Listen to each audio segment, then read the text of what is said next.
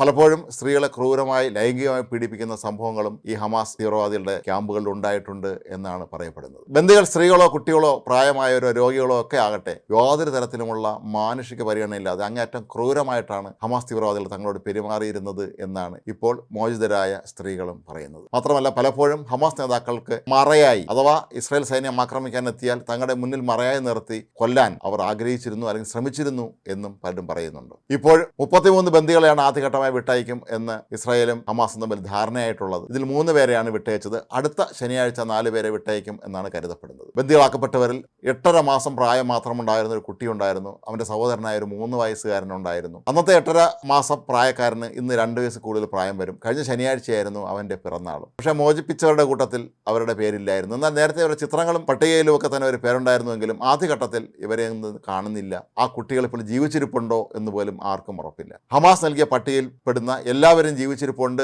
എന്ന് ഇസ്രായേലും കരുതുന്നില്ല എന്നുള്ളതാണ് മറ്റൊരു പ്രധാനപ്പെട്ട കാര്യം.